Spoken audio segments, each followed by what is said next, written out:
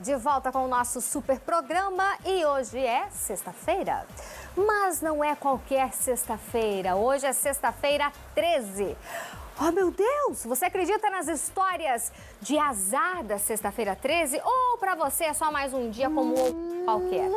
A nossa super Amandinha foi pelos corredores da TV Tarobá conversar com o pessoal para saber se eles têm superstições e se eles acham que realmente a sexta-feira 13 tem uma carga a mais de azar.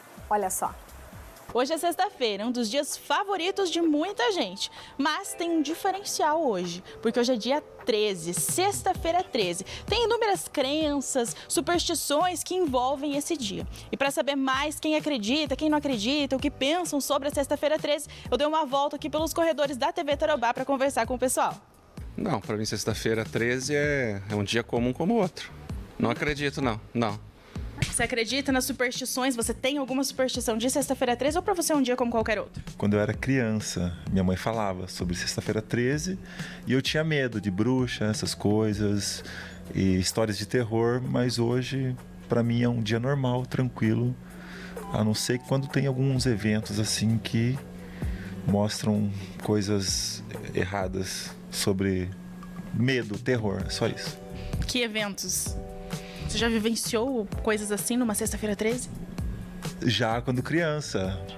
Vizinhos meus usando máscara e passando correndo na rua, gritando, latindo, imitando lobo, essas coisas, sabe? Me diz, você acredita nisso? Você tem as suas superstições de sexta-feira 13 ou pra você não interessa qualquer dia como um dia como qualquer outro? Pra mim, todo dia é igual qualquer outro. Então, assim, não tem muito isso de superstição, não. Não acredito nisso. Nenhuma superstição? Nenhuma superstição. Eu acredito que não. Acho que acredito que um dia como qualquer outro, é só uma data, né? Que foi colocado que é sexta-feira 13, uma sorte e tal, mas acredito que não tem nada a ver, não.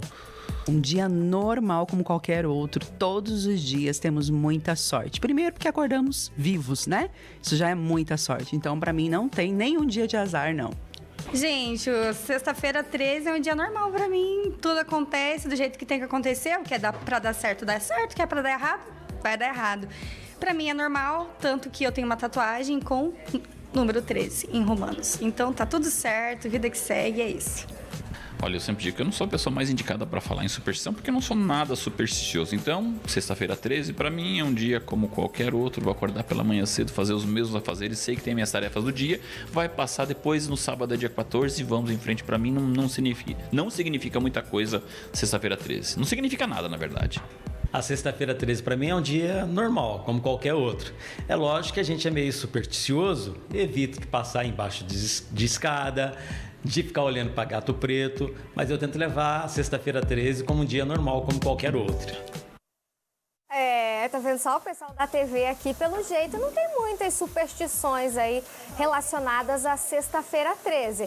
Claro que vou junto com o Lili ali. Lili, se a gente colocar uma escada na frente desse povo e falar assim, ó, sexta-feira 13, tem, ó, quase certeza, sem falar nada, deixar só a escada ali, sabe aquelas assim, ó, a maioria vai dar a volta. Não vai passar embaixo da escada não, gente. Não vai passar não, viu?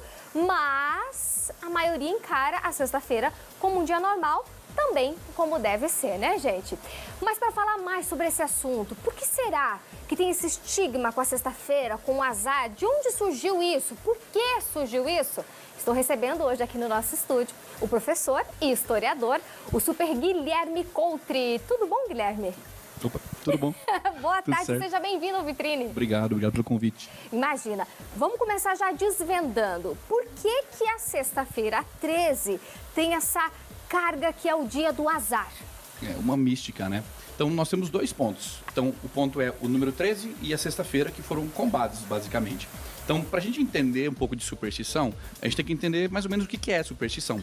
Então, para a gente fazer uma definição bem básica, seria uma correlação que não é existente de fato entre a ação e resultado. Então, por exemplo, eu estava vendo um jogo com uma camiseta X, meu time ganhou, então logo essa camiseta é uma camiseta da sorte. Então, isso é uma superstição. Dentro da história, todas as culturas possuem suas crendices, suas superstições, suas explicações mágicas sobre o mundo. Então, quando a gente fala do número 13, a gente vai falar, por exemplo, de uma origem tanto escandinava, nórdica, como, por exemplo, nós temos uma história de que Odin estava fazendo um jantar, e aí o 13º convidado, que não foi convidado, era Loki, o deus da enganação. Ele chega, ele penetra e ele mata todo mundo, né? Nós temos também a mais clássica, que é a do cristianismo. Então, grande parte das nossas superstições são cristãs, aqui dentro do Brasil em especial, tá? Mas a gente vai falar sobre algumas que não são, que são sincréticas. Então, o terceiro pessoa que chega na Santa Ceia era Judas Iscariote. Não Judas Tadeu, porque Judas Tadeu já estava lá. Judas Iscariote que traiu Jesus. Então, nós temos essa ceia e na sexta-feira, a próxima sexta-feira, Jesus é crucificado.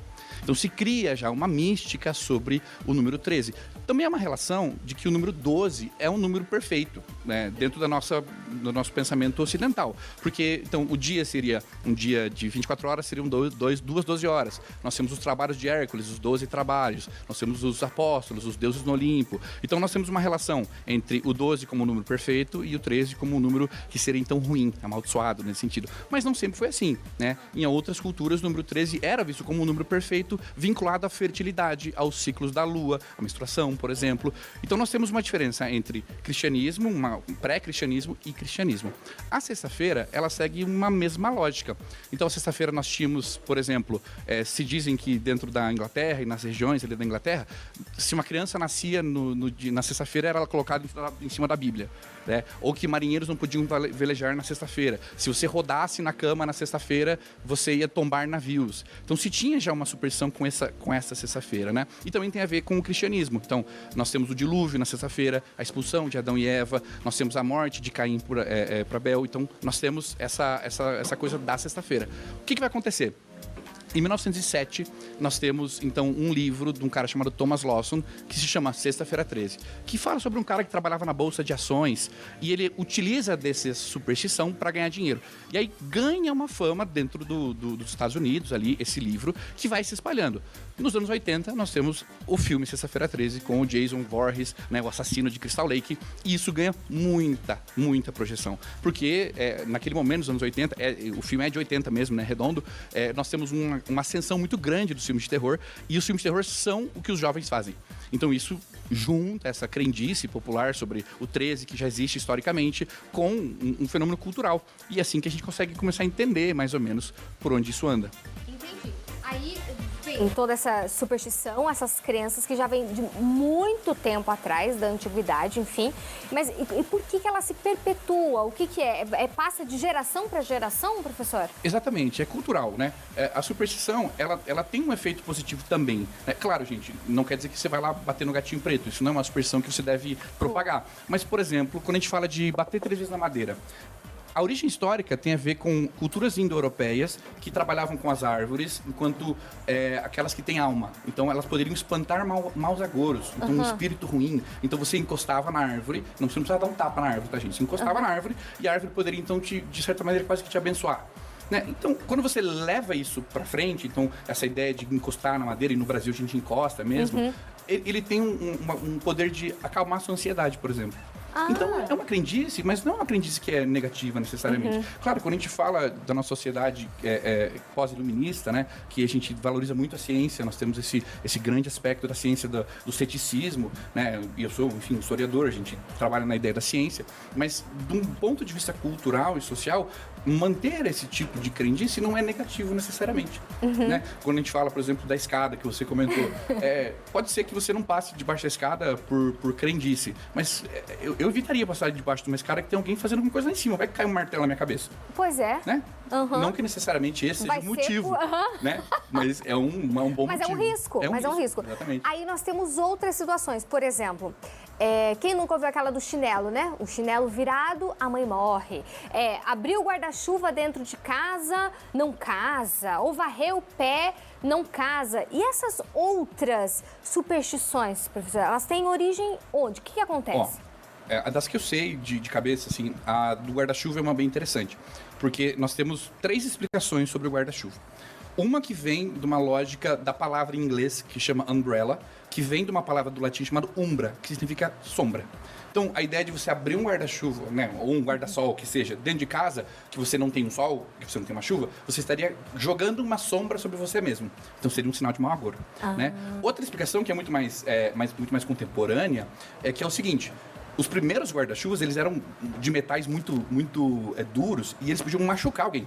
Se você abrisse aqui um guarda-chuva e você estivesse do lado, poderia, sei lá, cortar a tua cara.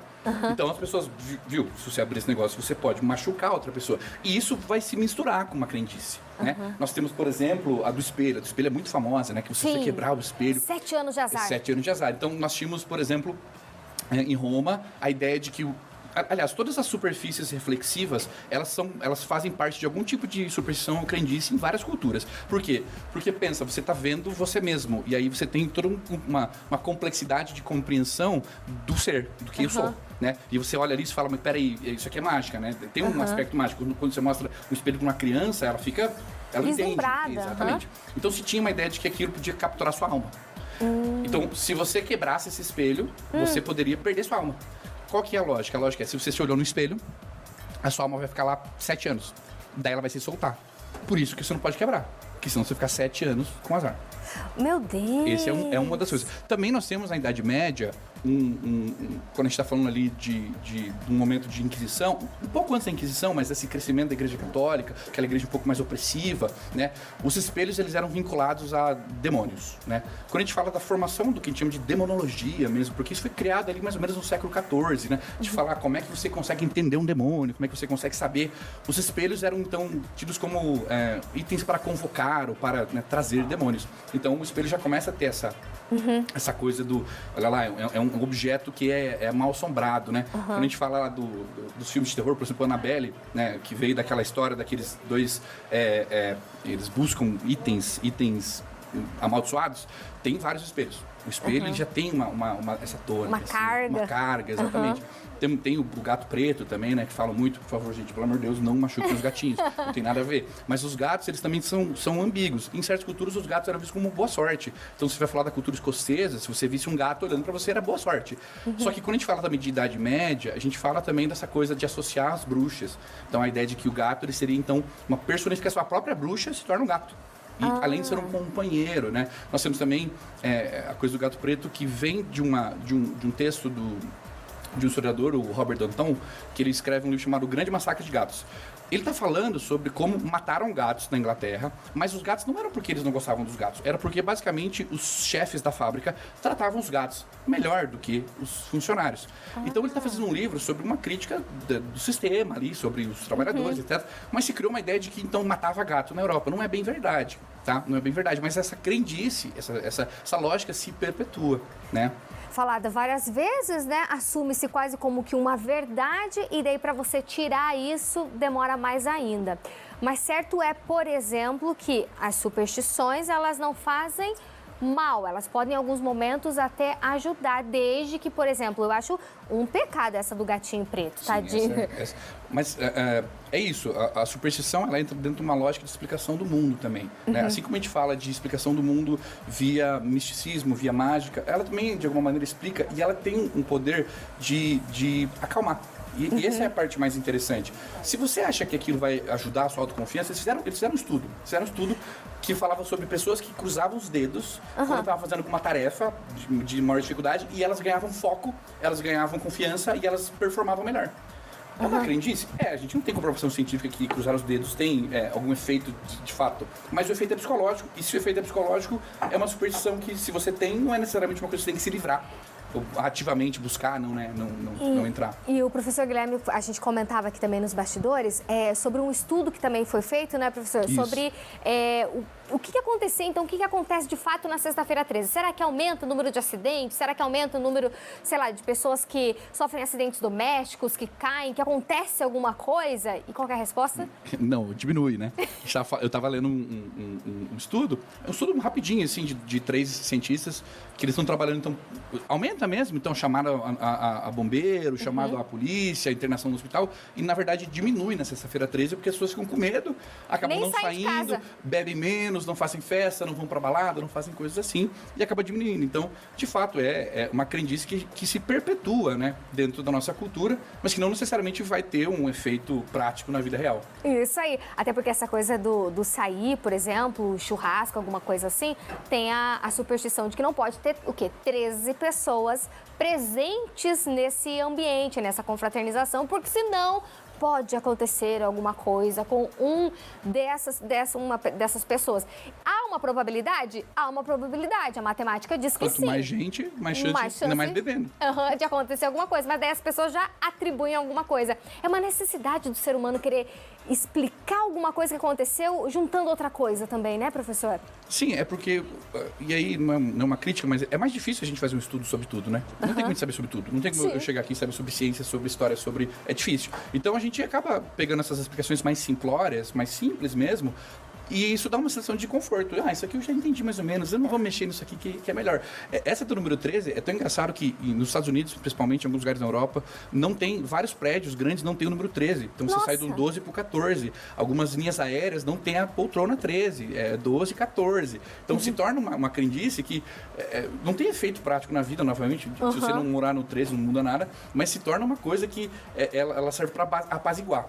Socialmente é melhor o cara falar, eu tô no andar 13, né? Então, eu tô no andar 13. Gera uma ansiedade. E hoje é sexta-feira 13, tô no andar 13, meu Deus, vai cair. Mas gera uma ansiedade, né? E eu até comentei aqui, é estranho o historiador falar, mas, por exemplo, a Taylor Swift, ela tem o número 13 como o número da sorte. Ela fala lá sobre várias coisas que aconteceram pra ela que o número 13 estava relacionado. Ela acaba até tatuando o número 13, né? O Zagalo também, se não me engano, o 13 era o número da sorte do Zagalo, se não me engano. No meu conhecimento futebolístico, esportivo, mas eu lembro que tinha alguma coisa, o Zagalo, 13 e tal. Enfim. Professor Guilherme, muito obrigado pela tua presença aqui no Vitrine Revista. Foi uma honra, foi uma aula de história aqui pra gente, viu? Volta mais vezes para contar outros temas aqui pra gente também, viu? Obrigado. Tudo de bom? Um excelente fim de semana e até a próxima. Você também. Tchau, tchau.